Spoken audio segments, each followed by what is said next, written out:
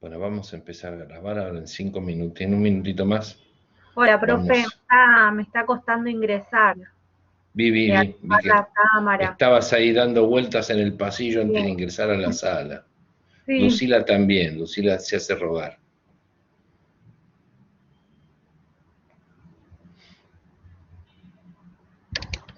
Acá estoy, profe. Buenas tardes, Llegaste, chicos. llegaste, Bueno, llegaste, llegué. Ahí llegaste. prendo la cámara. Se te ve agitada y despeinada. Sí, así está. Ah. Les cuento una infidencia, mis alumnos sabían que a mí no me gustaba mucho que llegasen tarde, así que todos estaban un rato bastante antes en el aula, ¿no? Sobre Vamos a todo tener que porque empezar a hacer eso, sí, porque la verdad que a veces cuesta en la plataforma. sí, yo hago pruebas un 15 minutos antes por las dudas. E incluso estoy teniendo saltos acá en la conectividad en algún momento. Si se corta, espérenme un segundito que voy a volver, pero se corta por segundos.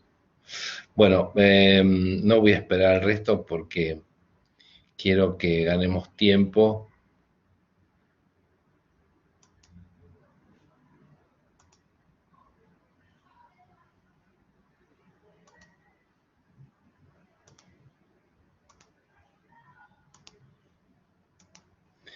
¿Se acuerdan que nosotros la clase pasada vimos adopción y y señalamos, además de los principios que tenían que ver con los derechos específicos de los niños, como su interés superior, la identidad, el principio de mantener a los hijos en lo posible dentro de su familia de origen, mantener la fraternidad, es decir, mantener la relación con los hermanos ante una adopción inevitable, su derecho a la identidad, etcétera. Vimos que la adopción básicamente y en el sentido moderno se trata hoy de una institución de protección para niños que necesitan de un medio familiar en el cual desarrollarse adecuadamente. Que más allá de la evolución histórica de esta institución y el perfil moderno que tiene, lo que ha sucedido en la República Argentina a partir del año 1947 es una creciente intervención del Estado en materia de adopción, si bien no del todo, de la manera en que debería hacerse en los últimos años, es decir, siendo política de Estado. Lo real es que en los últimos 50 años, en los últimos eh, más de 50 años, ha habido cambios muy importantes en materia de adopción hasta llegar al Código Civil y Comercial, que ha generado una mayor transparencia en el proceso a partir del cual un niño se desprende de su grupo familiar. Dijimos que para ser adoptados necesita ser judicial. Excepcionalmente se puede adoptar a un mayor de edad cuando se adopta al hijo del cónyuge o se ha tenido estado de hijo durante la menor edad con quien pretende ser adoptado. Con respecto a los requisitos para ser adoptante, la edad mínima para una persona son de 25 años, excepto que dos personas conjuntamente adopten y para ello tienen que ser matrimonio convivientes. Una diferencia de edad no inferior a 16 años, tener por lo menos 5 años de residencia en el país, años previos a la guarda con fines de adopción, excepto que se traten de argentinos naturalizados o argentinos por nacimiento, ciudadanos por nacimiento. Luego vimos que también los que aspiran a ser adoptantes tienen que estar inscriptos en los registros de adopción. Vimos que las provincias en general generan registros para que la gente se postule para adoptar y que son sometidos a una serie de requisitos médicos, socioambientales, psicológicos, incluso deberán también acreditar que están en condiciones económicas para atender las necesidades de un niño, y todo esto queda también de alguna manera sometido a la decisión de la autoridad que tiene a cargo el registro. En la provincia de Buenos Aires este registro de adoptantes está a cargo de la Suprema Corte de Justicia de Buenos Aires. Quienes no pueden adoptar son los ascendientes a los descendientes, los hermanos a sus hermanos unilaterales o bilaterales, y el tutor que no ha aprobado las cuentas de la tutela. Bueno, se pueden adoptar varias personas a la vez, de manera o sucesivamente. La existencia de hijos biológicos de quienes pretenden adoptar no es ningún obstáculo para que esto suceda, pero el juez tiene que convocar y conocer la opinión de los hijos por naturaleza de quienes aspiran a adoptar a otro niño. La adopción post-mortem de alguno de los pretensos adoptantes puede ser dada. Para que una persona casada pueda adoptar de manera unilateral, tiene que contar con el asentimiento de su cónyuge. Después vimos los distintos procedimientos para llegar a la sentencia de adopción.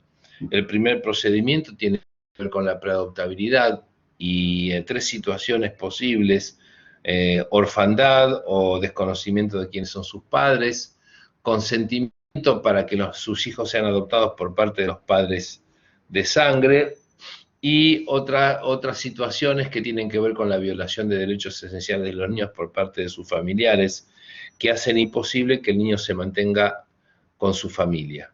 Todo esto, en principio, lo origina el órgano administrativo de protección de derechos del niño, y si se llega a la conclusión de que deben ser separados definitivamente de su hogar, o no reintegrados, o no se encontraron familiares, en este caso así se lo declara y se le da intervención al juez.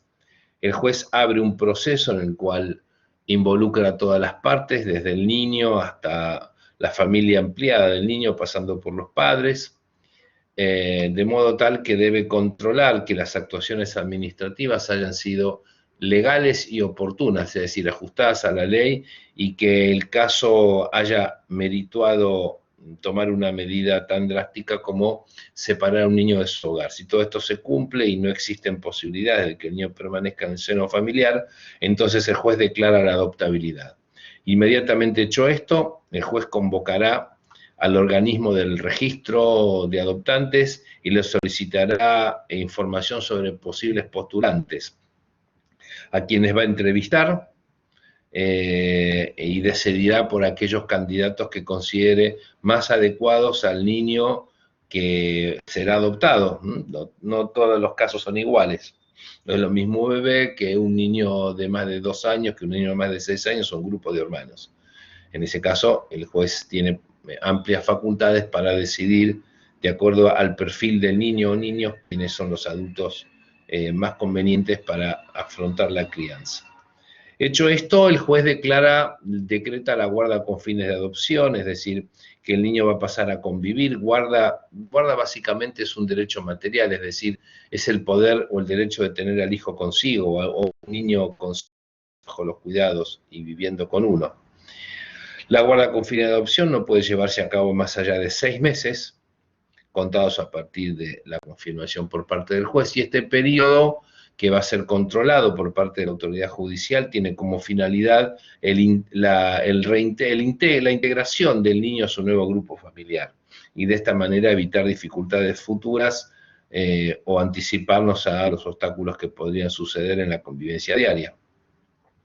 No es fácil para un niño, no es fácil para los adultos generar esta nueva situación, con grandes expectativas y mucha ansiedad, de un niño o niños que han tenido una situación de abandono previa, y de adultos que han pasado por distintas experiencias para ser padres. Una vez que pasa este periodo de 6 meses, estamos en condiciones de iniciar el juicio de adopción, que va a tramitar ante el juez que otorgó la guarda con fines de adopción, o ante el juez de residencia efectiva del niño a adoptar, que por supuesto va a coincidir con el domicilio de los pretensos adoptantes.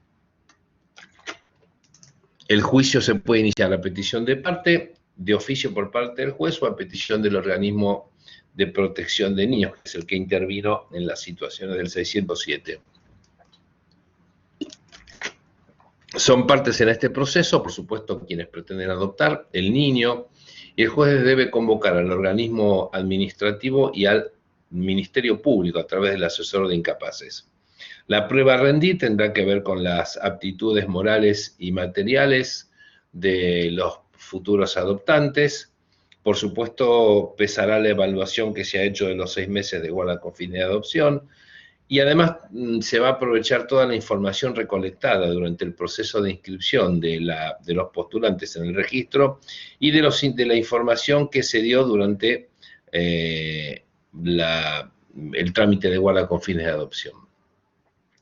En la sentencia, el juez declarará la adopción, decretará la adopción de los adultos con respecto al niño, dispondrá la adición del apellido de los adoptantes, y la sentencia tendrá efecto retroactivo a la fecha de otorgamiento de la guarda.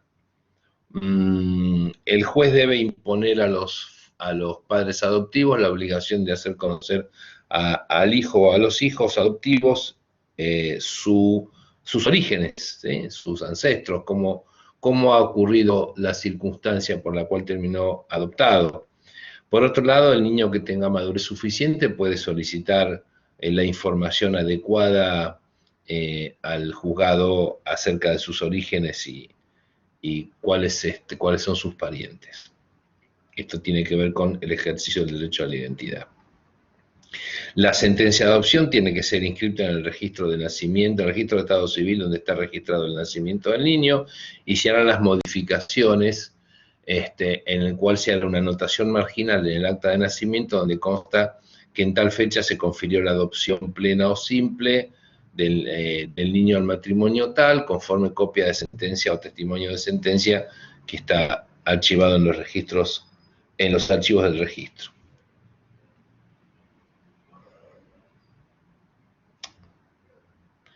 Vamos ahora a ver cuáles son los efectos de las adopciones según el tipo, ¿no? Ya los conocemos estos efectos. En la adopción plena, el hijo pasa a formar parte de la familia nueva, con carácter total. Los vínculos con la familia de origen se van a extinguir. Por supuesto que se van a conservar los impedimentos matrimoniales, ¿sí? Los derivados del parentesco, es decir, que por más que yo sea adoptado por una familia, no podría casarme con mi hermana sanguínea. ¿Alguien me quiere hacer una pregunta? Directamente, dígamela. Daldo Ferreira. Sí, querido, decime. En un supuesto, bueno, por ahí es imposible, pero si existe una herencia con los padres naturales, ahora lo vamos a ver. ¿se pierde? Esperemos un segundito que ahora lo vamos a ver. Ahora lo vamos a ver. Por supuesto, el adoptado en la familia adoptiva tiene la misma posición que un hijo por naturaleza, o que todo hijo, ¿no? Todos los parientes de sus padres adoptivos son parientes del hijo adoptado. La adopción simple sabemos que en realidad genera el vínculo entre los adoptantes y los adoptados, nada más. Es una adopción limitada en sus efectos. En realidad el hijo no pierde los vínculos jurídicos con su familia de origen, y lo que opera en realidad es un traspaso, una transferencia de la responsabilidad parental de la familia de origen a la familia de adopción. La adopción de integración tiene como base una relación de convivencia o un matrimonio entre el adoptante y el padre o madre del hijo a adoptar. Tiene que ver con los efectos de la integración, es decir, que esta familia ensamblada en la cual se están cumpliendo, en la realidad y en los hechos se cumplen funciones familiares, se genere o se fortalezca estos cuidados con un vínculo jurídico, con un vínculo legal de características parentales.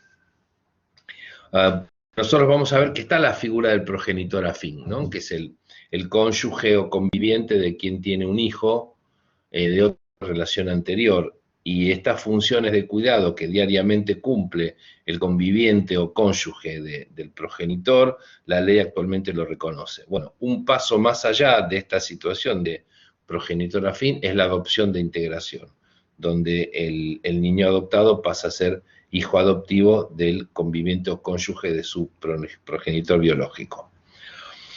No obstante, los efectos de la adopción plena y simple, el 621 le permite al juez una facultad, digamos, cuasi legislativa, porque si opera en interés superior del niño y está fundamentado, perdón, una aclaración, el tipo de adopción solamente lo decide el juez.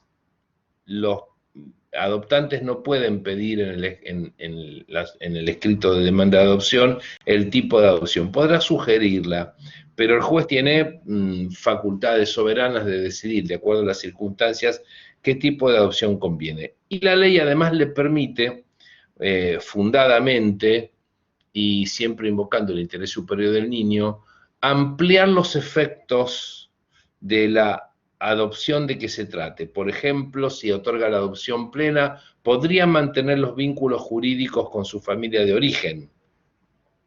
Normalmente esto podría ser razonable cuando hay hermanos del niño adoptado.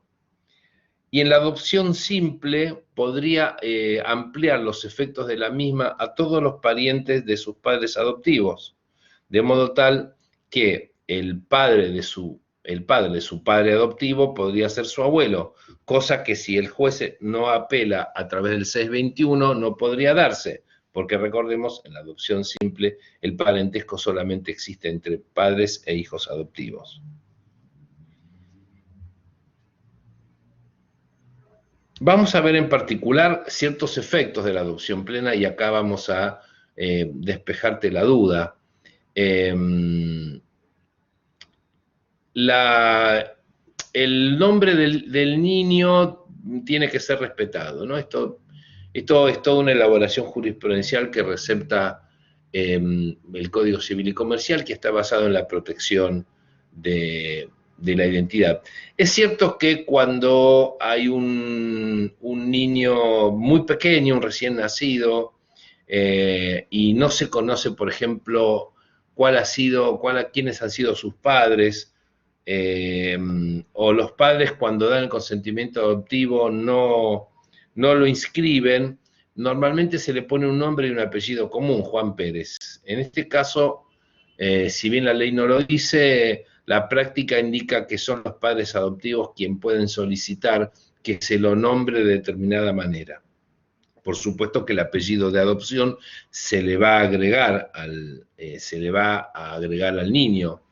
Y en este caso, si es un bebé, hasta podría modificarse o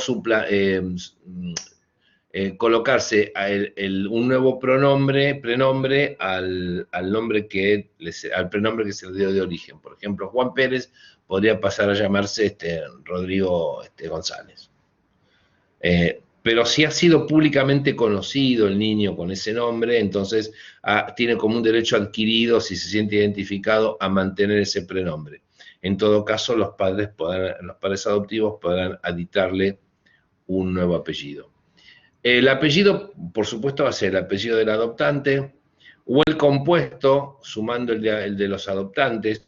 Los adoptantes van a decidir también cuál es el orden de los apellidos. Recuerden hoy por hoy que ya no está la regla de que el hijo lleva necesariamente el primer apellido del varón, del progenitor varón.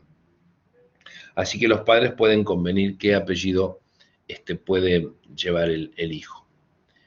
Con respecto, la adopción plena es irrevocable, de modo tal que si nosotros vemos situaciones que ameriten dejar sin efecto esa adopción, tenemos que llevar adelante un juicio de privación de la responsabilidad parental. La adopción plena no impide que se lleve adelante las acciones de filiación para establecer justamente la relación filiatoria del hijo con quienes son sus padres. E incluso podrían ser reconocidos los hijos adoptivos sin que esto modifique el carácter de la adopción plena. Y esto porque va a posibilitar los derechos alimentarios y sucesorios del adoptado. Eso es lo que me preguntaba Dardo. Si una herencia fue deferida, imaginemos una herencia no conocida, pero deferida igual, porque ustedes van a ver en sucesiones que la transmisión hereditaria sucede aunque el heredero no se haya enterado que lo es. Imaginamos que un hijo así se alejó de su padre o se alejó de su familia porque se fue a vivir a otro país y no está en contacto frecuente con su familia y en interín muere el padre. Aunque el hijo ignore la muerte del padre, la ley establece que la sucesión está deferida igual.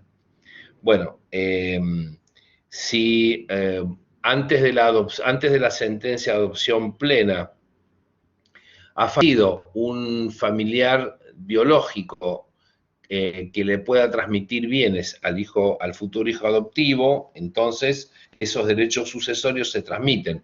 Si luego de dictada la sentencia de adopción se toma conocimiento de que una herencia le fue deferida antes de la sentencia de adopción y previamente hay que reconocer o establecer el juicio de filiación, eso no es ningún problema, ¿sí? ¿Se entiende en el caso? Un matrimonio tal adopta un niño y resulta ser que luego toman conocimiento que ese niño es hijo biológico de alguien que dejó una importante herencia, pero que nunca lo reconoció. Entonces se podrá iniciar la acción de reclamación de la filiación contra los herederos del padre biológico fallecido, porque esto ocurrió con carácter previo a la sentencia de adopción, porque si no la sentencia de adopción plena, corta directamente el vínculo con su familia de origen y ya cualquier adopción futura no puede ser reclamada.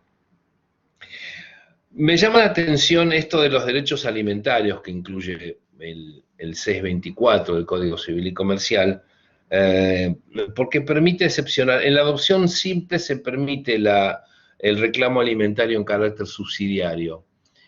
Da la impresión que también podría reclamarse la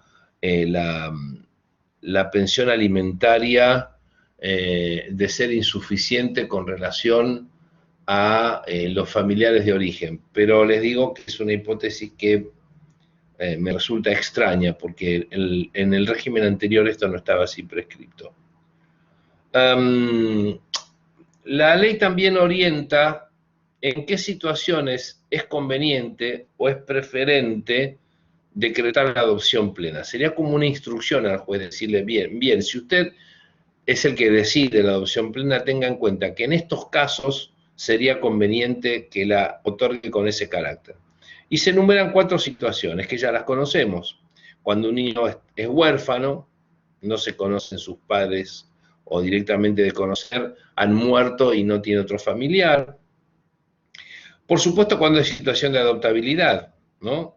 La privación de la responsabilidad parental también opera como una causal de adopción, de adoptabilidad, y en ese caso es conveniente la adopción plena. Y por último, cuando ha habido una decisión, un consentimiento libre e informado por parte de los padres de que su hijo sea adoptado. En estas 4 situaciones, que son más o menos normales en los antecedentes nuestros, ya el Código Civil en la Ley 24.779 los preveía, se dará la adopción plena.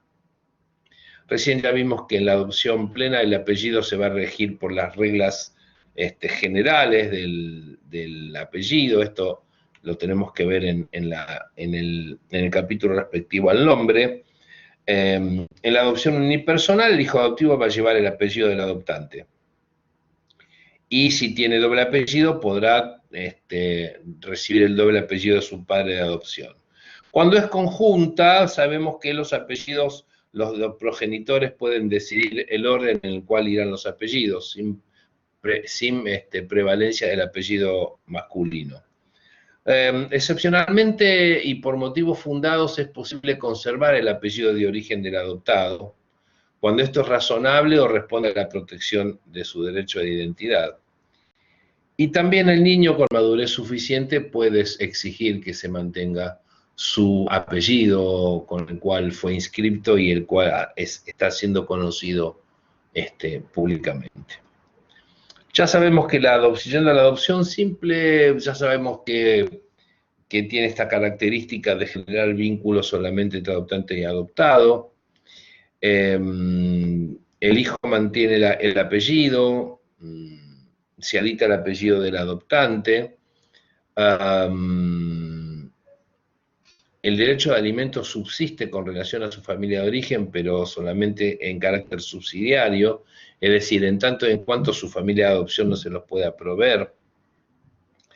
La acción de filiación puede ser promovida luego de la adopción simple, luego de otorgada por sentencia de adopción simple, ya sea reclamando la filiación o el reconocimiento por parte de quien es su padre biológico y que oportunamente no hizo tal reconocimiento. Con respecto al derecho sucesorio, nosotros nos tenemos que guiar por los artículos 2430 y 2432. El 2430 establece que en las adopciones se rige la transmisión hereditaria, se rige por las mismas reglas que la herencia a los descendientes. Pero el 2432 establece una limitación donde se aclara que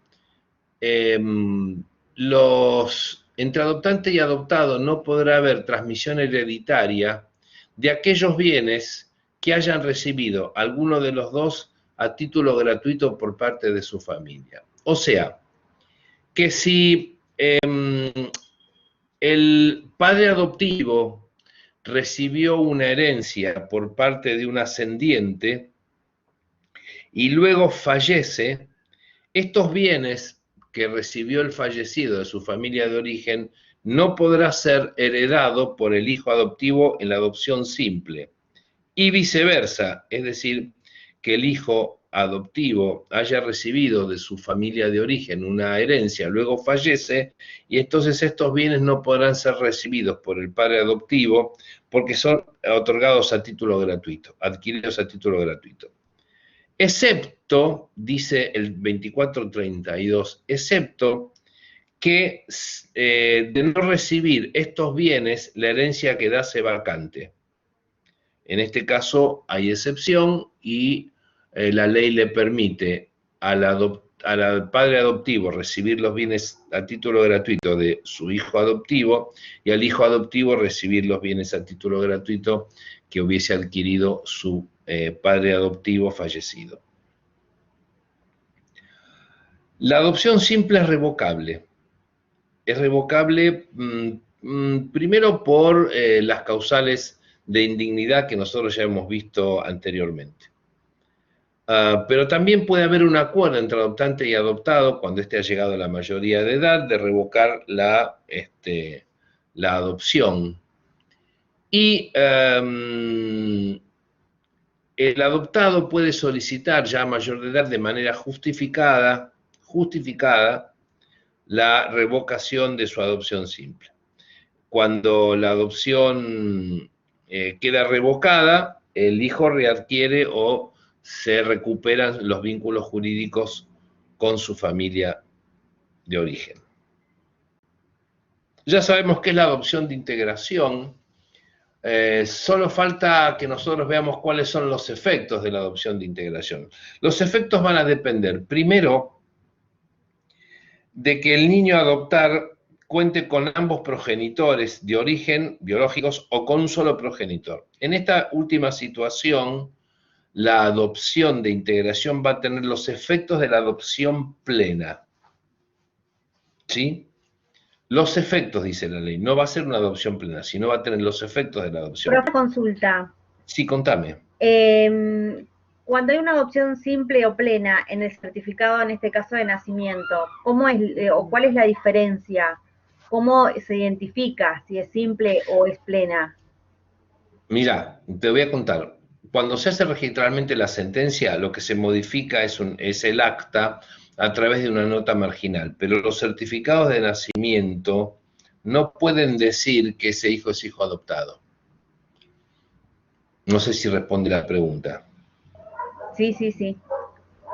Claro. En el acta, vos tenés el libro de nacimiento, ¿sí? y tenés actas, tenés un tomo, un folio, etcétera, y entonces en el acta dice que en tal fecha nació tal, hijo de tal y tal, ¿sí? Cuando se otorga la adopción, en donde dice observaciones o en la nota o hay notas marginales al costado, donde justamente se dice, por sentencia de fecha tal del juzgado tal, se otorgó la adopción plena o simple del menor al matrimonio tal o a la persona tal o a los convivientes tal, y el niño pasó a llamarse fulano de tal.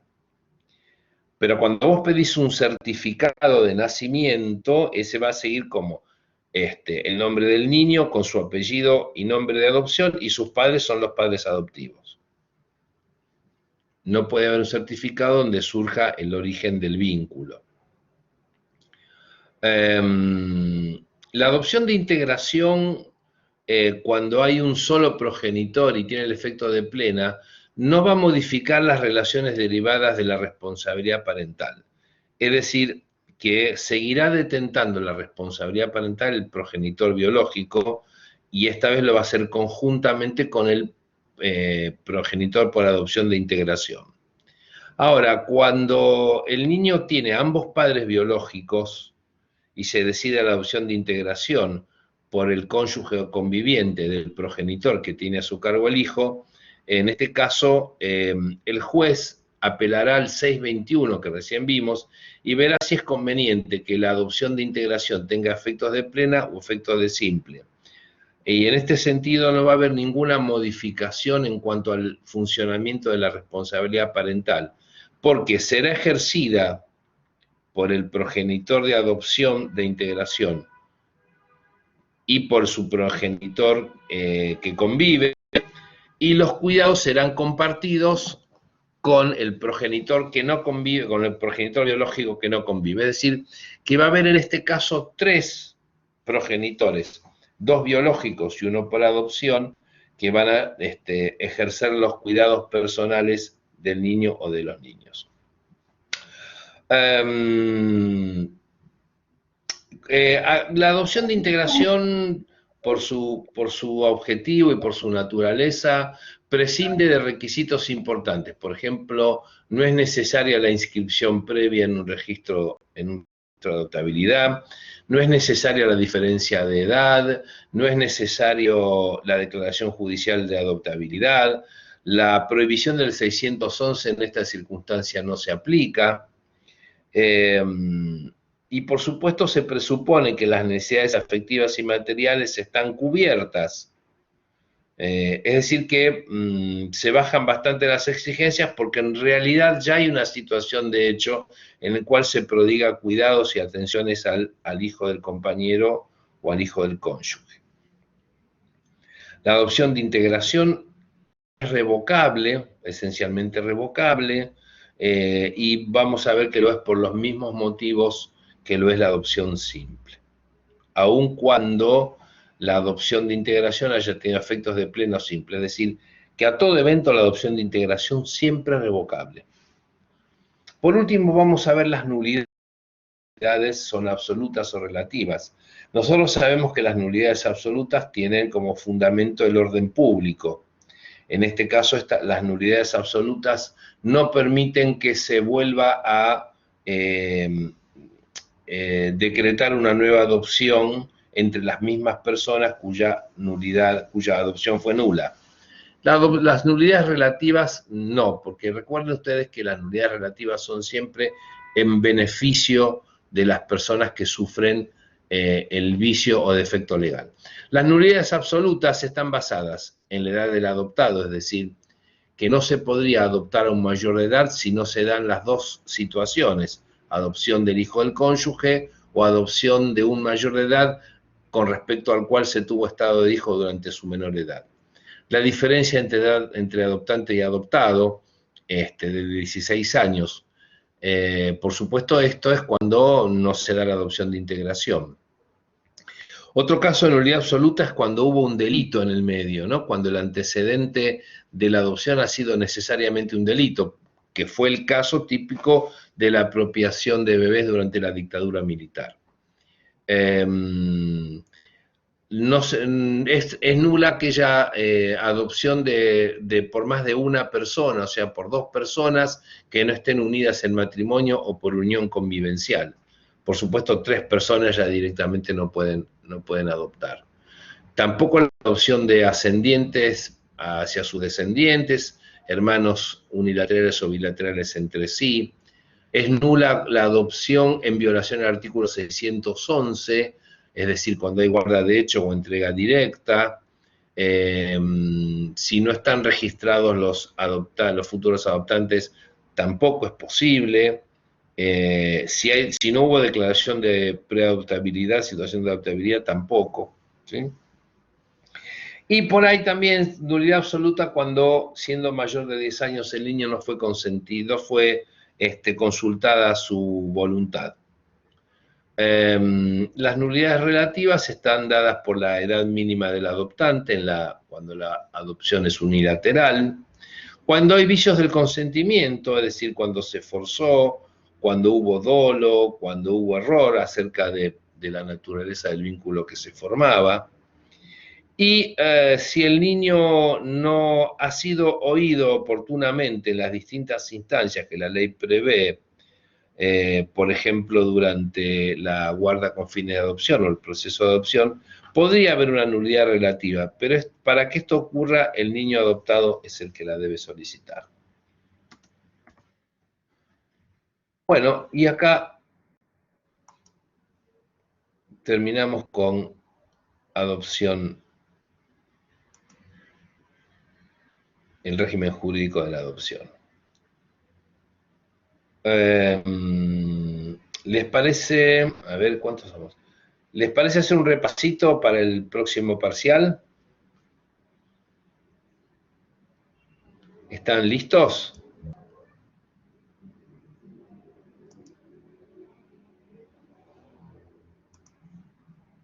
Sí, ¿no? ¿Quieren hacerme preguntas? ¿Sacarse dudas, inquietudes? Profe, las acciones con respecto al tema de filiación, que es lo que estábamos hablando con compañeras, también entra, ¿no? Sí, Para sí. el examen. Sí, sí. ¿Tenías la esperanza que te diga que no? Yo tenía la esperanza. No. ¿Quieren que repasemos? Podemos repasar eso. Los temas que van a entrar.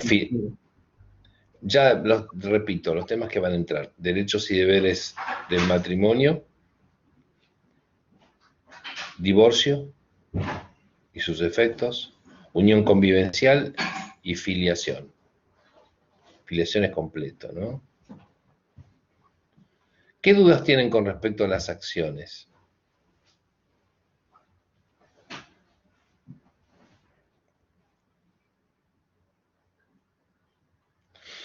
Guíense por el cuadrito. El cuadrito, el cuadro que está en el PowerPoint. Imprímanlo, agrándenlo y véanlo. Por supuesto, a ver, ¿qué es lo que les puede traer alguna dificultad para entender cómo viene la mano? La acción de reclamación de la filiación cuando se le reconoce los herederos.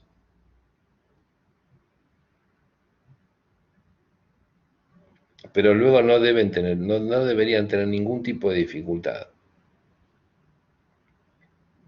Por eso, reitero, tengan el cuadro a mano, hagan el parcial con el cuadro a mano, tengan el cuadro a mano.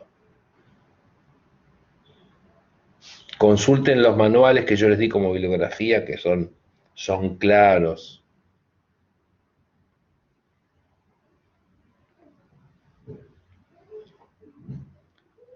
No es complejo, por ahí a veces se puede hacer puede ser, insisto, a veces la acción de reclamación de filiación cuesta entender la lógica cuando la acción la tienen los herederos, en el caso de la muerte del hijo dentro del año de haber alcanzado la mayoría de edad o del año siguiente al descubrimiento de las pruebas que hacen a su filiación.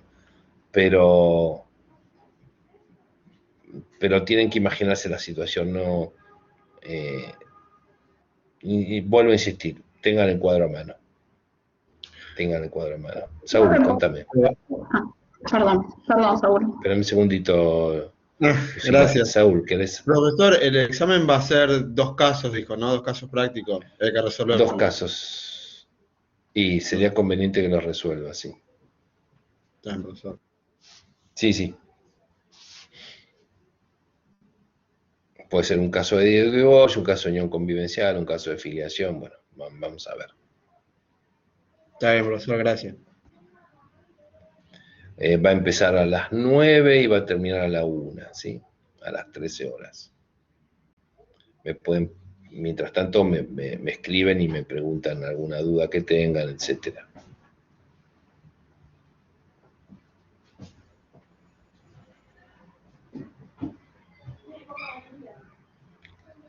¿Quieren hacer un repaso?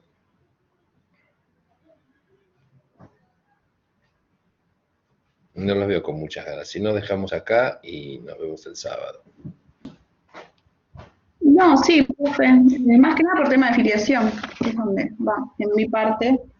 Quizás divorcio y uniones convivenciales ya lo tengo más, un poquito más, creo. Digamos que es más lineal, ¿no?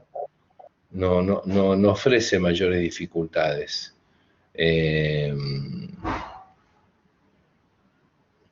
Entonces, hagamos lo siguiente, ¿por qué ustedes no me van diciendo qué dificultades han encontrado en filiación?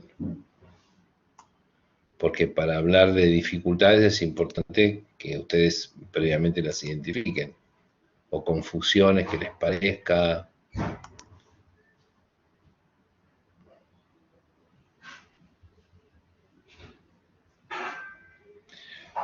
Primero tienen que distinguir, para este examen, ustedes tienen que ver 2 tipos de filiación: la filiación por naturaleza y por técnicas de reproducción humana asistida. Cuando es por naturaleza, ustedes tienen que distinguir cómo se determina la maternidad. Recuerden que la maternidad se determina por el parto, pero también por la identificación del recién nacido. Luego, tienen que ver cómo se forma, cómo se construye la filiación matrimonio por medio, y partimos de la base que son hijos del cónyuge, de la mujer que dio a luz, los que nacen dentro del matrimonio y hasta los 300 días posteriores a la disolución del matrimonio, sea que se disuelva por muerte, por divorcio, por nulidad o por separación de hecho. En el caso de las acciones de nulidad y divorcio, los 300 días se cuentan a partir de la interposición de la demanda. En caso de la muerte, a partir de la muerte de la persona. Y la separación, de hecho, siempre es una cuestión de prueba, ¿no? Tenemos que probar. ¿Qué pasa si, estando separado de hecho, nace un hijo después de los 300 días? Bueno, este hijo no puede ser inscripto a nombre del cónyuge de la mujer que dio a luz.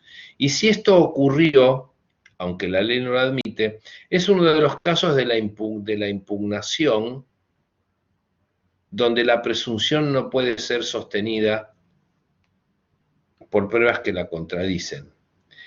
En este caso, nosotros habíamos visto que la impugnación, la acción de impugnación de la presunción de filiación matrimonial opera en 2 niveles. El primer nivel es que el impugnante, o contra quien se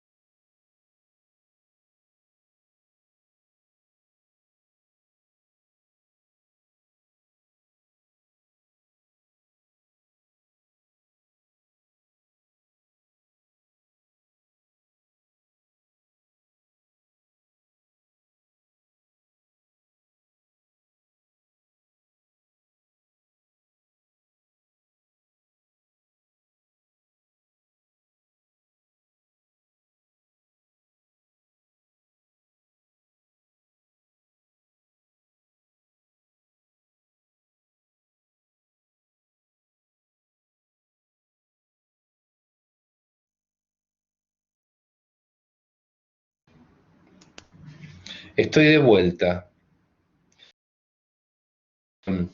No anda bien la conectividad, y entonces se corta cada rato. No sé dónde quedé. Estábamos hablando de la acción de impugnación de la filiación matrimonial. Era eso, ¿no? Estábamos, no sé dónde se cortó. ¿Qué fue lo último que dije? Lucila, ¿te acordás?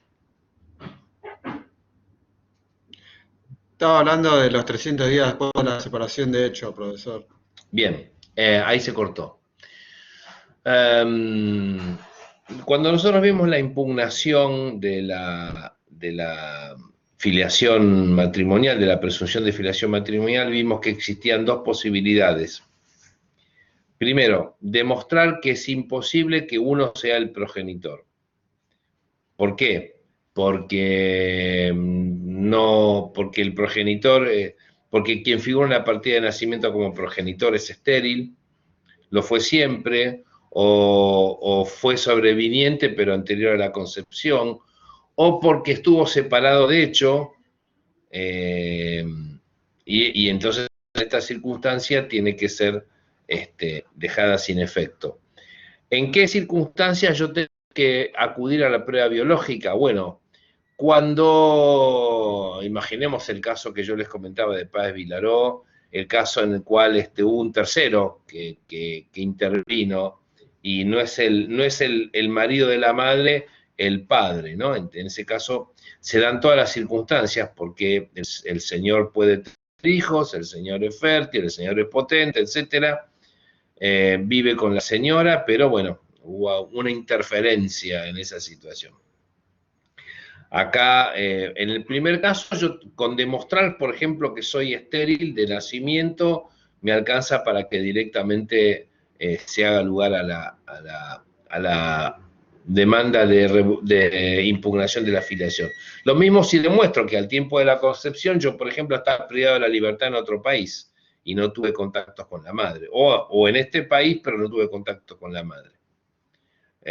También en la circunstancia de separación de hecho, donde cada uno se fue por su cuenta y pasaron más de 300 días desde la fecha de la separación de hecho.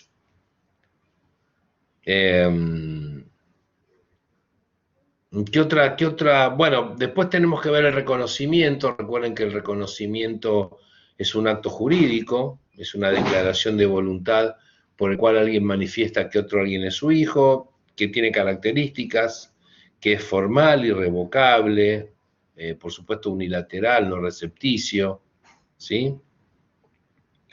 Que es individual, no se puede hacer un reconocimiento conjunto, sino que es individual. Estas son las características. ¿Qué más? Ustedes, chicos, plántenme las dudas. ¿Qué otras dudas tienen?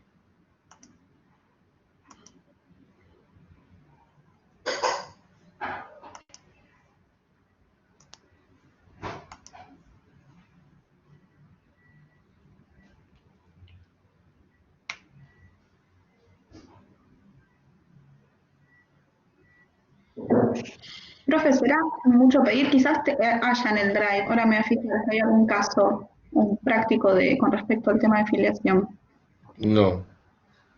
No hay. No, bueno. ¿Y cómo sería un caso? Por ejemplo, yo te podría plantear, imagínate por caso de que en una técnica de reproducción humana asistida, no se haya prestado, el marido no haya prestado el consentimiento previo, libre e informado, la señora se hace inseminar artificialmente con semen de donante, y por supuesto, cuando la señora da a luz, ¿qué va a ocurrir? Cuando la esposa da a luz, ¿qué va a ocurrir? Bueno, automáticamente, como ella está casada, su cónyuge es el progenitor de esa criatura. el señor quiere iniciar una acción de impugnación de la paternidad, entonces la señora le dice, no, pero el niño nació por técnicas de reproducción humana asistida y la acción no está permitida en ese caso. El señor va a decir, bueno, pero a mí no me consultaron, jamás di el consentimiento previo, libre e informado. Y en ese caso puede impugnar. Distinto sería la situación cuando la señora utilizó semen de su marido.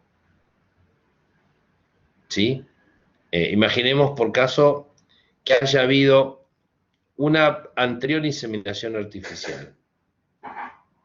Que el señor haya donado semen y se haya guardado semen o se hayan guardado embriones. Con lo cual yo les podría hacer la pregunta, ¿no?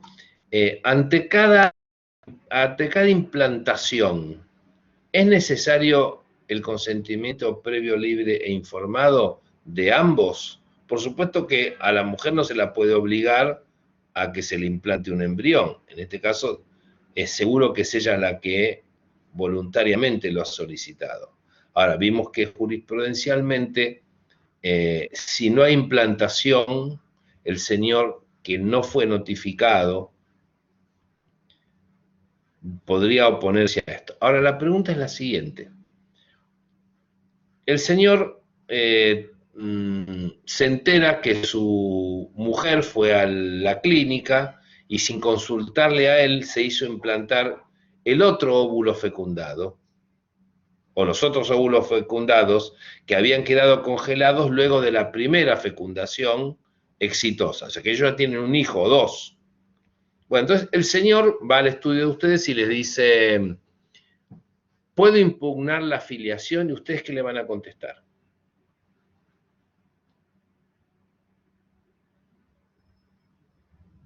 Me gustó esa sonrisa de compromiso. Sí, ¿Y ahora en qué me no se metí? puede.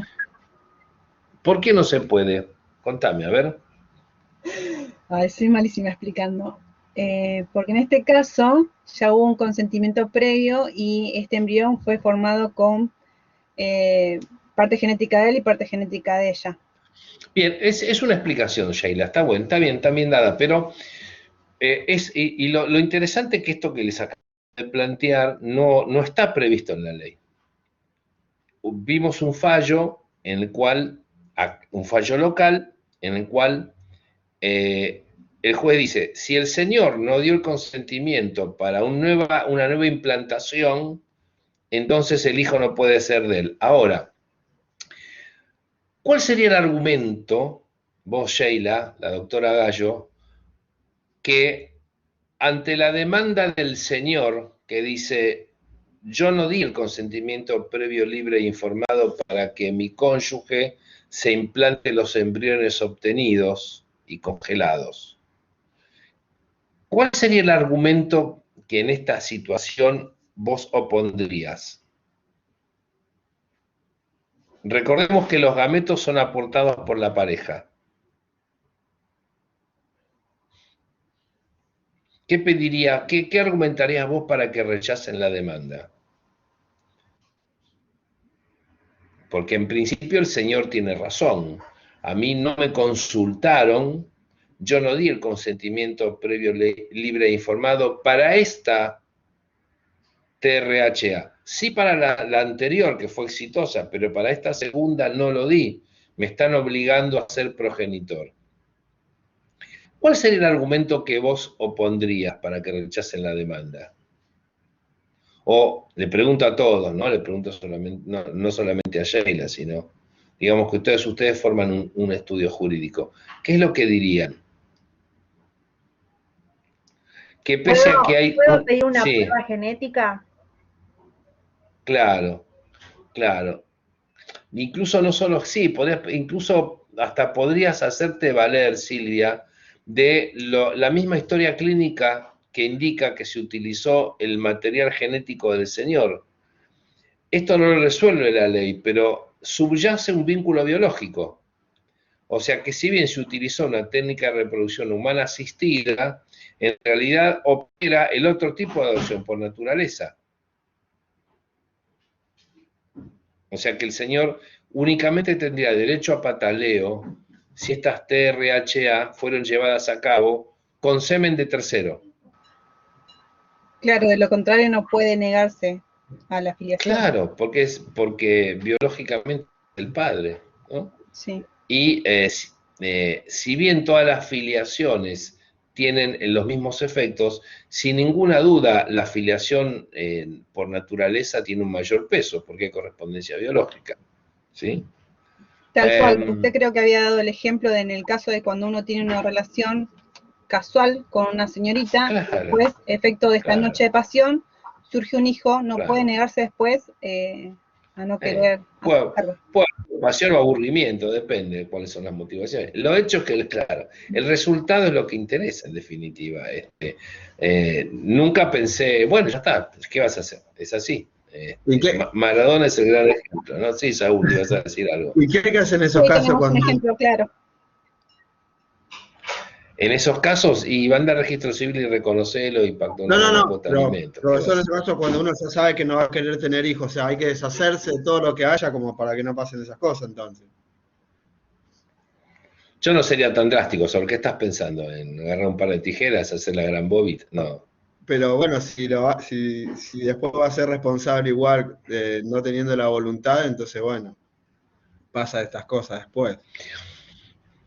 Con las técnicas de reproducción humana asistida tenemos este hueco que está dado por no tener una ley específica y el planteo este de los embriones congelados tienen derecho a ser implantados en el cuerpo de la mujer comitente, aún contra la voluntad del Señor. La voluntad del Señor no importa. ¿En qué momento aparece lo que se llama responsabilidad procreacional? ¿No? La voluntad procreacional aparece cuando yo doy el consentimiento previo, libre e informado, pero la responsabilidad procreacional surge cuando ese embrión es implantado, ¿no? Ahí ya no, ahí no podés, digamos, echarte para atrás. Ya tenés una responsabilidad procreacional, claramente porque esta criatura nace con o sin tus gametos, porque vos movilizaste todo el procedimiento médico y se te fue informado cabalmente de cuáles eran las consecuencias y cuáles iban a ser los procedimientos. Sí, ahí usted dijo que teníamos que ¿Qué? tener presente el Sí. artículo 59. Exactamente, el artículo 59, que yo siempre se lo recomiendo a mis colegas en las cuestiones médicas, está tomado de lo que era antes la ley de ejercicio de la medicina y ampliado con la jurisprudencia que se fue formando alrededor de porque las intervenciones médicas pasan por la libertad del paciente aceptarlas o no, pero esta libertad tiene que ser una libertad informada. Por eso el 59 es tan exhaustivo en cuanto a los requisitos que deben observar los médicos para que la decisión del paciente sea cabal. El paciente puede rechazar el tratamiento, pero tiene que saber las consecuencias, así como la aceptación de un tratamiento determinado, ¿no? A ver, ¿qué otra situación podría darse? Siempre tengan en cuenta si tienen un caso de filiación en el examen, ¿no? Tengan en cuenta los plazos, cuenten los plazos. Recuerden que el hijo es el único que no tiene problemas. El hijo es el único que su línea de legitimación activa se corta con su muerte, en todo tiempo. Sin embargo, en las otras acciones, para los otros legitimados, los plazos son diferentes. En el caso de la reclamación de la filiación, los herederos pueden proseguir la acción iniciada por el hijo, la acción judicial, el hijo murió a la mitad del proceso, o pueden interponer la acción si el hijo murió en la menor edad o siendo incapaz. Y luego aparecen las situaciones especiales, ¿no? Que nosotros dijimos que en este caso los herederos lo hacen por derecho propio, y siempre tenemos en cuenta que la acción la pueden interponer dentro del año siguiente a haber alcanzado la mayoría de edad del hijo por el tiempo que resta, Si el hijo cumplió los 18 años y murió a los 6 meses, recuerden que los herederos tienen solamente 6 meses. Es decir, que para que los herederos en estas circunstancias puedan iniciar la acción, deben ocurrir dos cosas. Que el hijo haya alcanzado la mayoría de edad, y segundo, que haya muerto dentro del año siguiente a haber alcanzado la mayoría de edad, entre los 18 y los 19 años. Y la otra hipótesis es, sin que importe la edad del hijo, este haya muerto dentro del año siguiente a haber conocido las pruebas que hacen a su filiación. Es decir, yo me enteré, qué sé yo, porque me dijo mi mamá, tu papá es el sodero, qué sé yo. Ah, mira que bárbaro. Entonces, y me muestra, qué sé yo, cartas o... Bueno, entonces yo no inicio la acción y me muero dentro del año de haber conocido esas pruebas. En ese caso, los herederos tienen plazo para iniciar la acción dentro del término del año. Es decir, si yo me entero y muero 3 meses después, mis herederos tienen 9 meses. Si yo me entero de las pruebas que hacen a mi filiación y me muero 11 meses después, mis herederos tienen 1 mes. Es así. ¿Qué más? En este caso, profe, no nos ponga directamente. ¿Cómo, Lucila? Este último caso no lo pongamos, digamos, en el examen. Ah, no, muy fácil, si no. Ustedes saben que si me piden algo, Lo va a hacer. los árabes dicen, no quieras que se cumplan todos tus sueños. No sabes en qué va a terminar. Pero bueno, no, en la cancha se ven los pingos, ¿no? Insisto, impriman ese cuadro, amplíenlo, véanlo, plantéense hipótesis. Es una acción, ¿no? O sea, es como cualquier otra acción, ¿no? Como si las acciones posesorias, una usucapión, una reivindicación. Es decir, ¿qué busco, qué pruebas necesito y si tengo plazo? Fundamentalmente si tengo plazo. Esto es básico, es saber si no es el hijo el que acciona, si, por ejemplo, se impugna la maternidad y es la mujer, o los herederos de la mujer, o el marido de la mujer, si es el hombre en la impugnación de la paternidad matrimonial, siempre vean cuáles son los plazos. Los plazos arrancan normalmente desde que se tuvo conocimiento de quién es el padre o de la inscripción de nacimiento.